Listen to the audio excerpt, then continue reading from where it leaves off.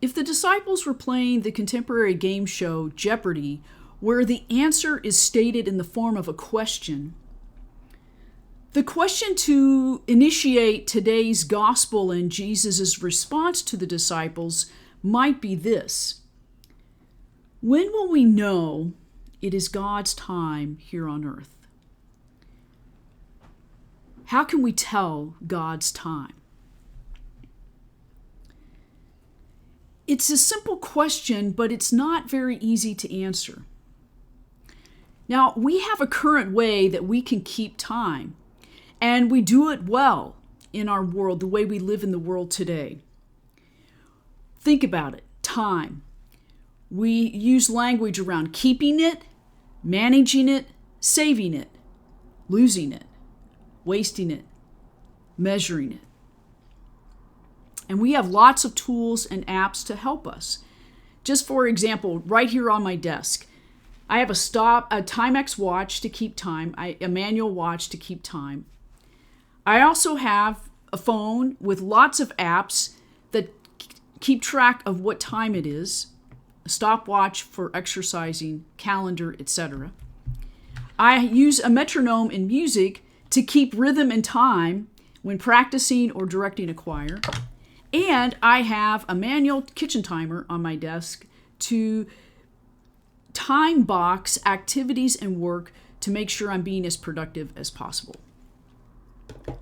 We manage time that way, linearly, chronologically, counted time across minutes, hours, days, and months. That time is known as chronos. In today's gospel, though, Jesus is talking about God's time. And measuring God's time won't work with chronological markers such as apps and timers and metronomes. God's time, the Greek word is kairos, and it means a decisive point in time. It's not time bound by chronos, spanning linear time, but time that happens in breaking moments of our lives. Now, we use that same language when we say, I was so caught up in a moment, I got lost in God's time. I got lost in the moment. I didn't know what time it was. That's a moment of God's time. Whether we are watching a sunset, we are caught up in the love of someone, or we are struck by the wonder of a child's curiosity, that we lose track of time. Those are examples of God's in-breaking moments of kairos. So Jesus reminds the disciples in today's gospel from Mark. Jesus says to them, during that period of time, after trials of every sort, the sun will be darkened, the moon will shed its light, the stars will fall out of the skies, and the heavenly hosts will be shaken. Then people will see the Son of God coming in the clouds with great power. He also says to the disciples, so he's describing the coming of God that literally turns our world upside down. He also goes on to say, learn a lesson from the fig tree. You know that summer is near. You know how to tell the time of summer by watching a fig tree, and the sap of its branches run high and begins to sprout. You know it's time for summer. That time, to know the exact time of God's time, that time doesn't work.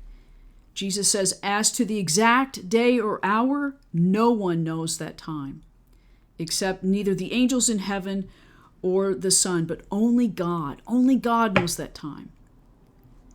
So what do we do in the meantime?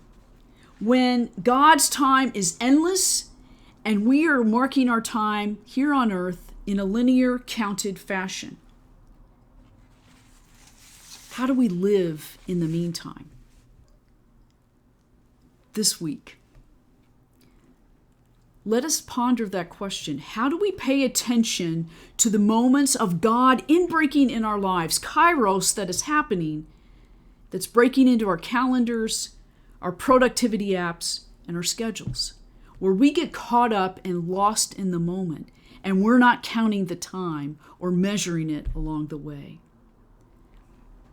The gospel reminds us that we do not know the exact time. We do not know the hour or the day. But there will come a time when Jesus says to us, it is time. It is time for you to fully enter into God's time that is eternal. So meanwhile, in the counted time that we have left, when the ticks on the clock in our lives, how do we live that way, that life, loving and serving and walking in the ways of God's love? The bottom line is that God is the keeper of time, not us. And we are called to be faithful servants, walking in that road, in that path of discipleship, learning to find and engage in those God-in-breaking moments. So this week, let us set our watch, the watch of our heart, to God's time, to beat in that rhythmic movement of God's love that is not time-bound by chronos, but that breaks into our lives in those moments we pay attention. Amen.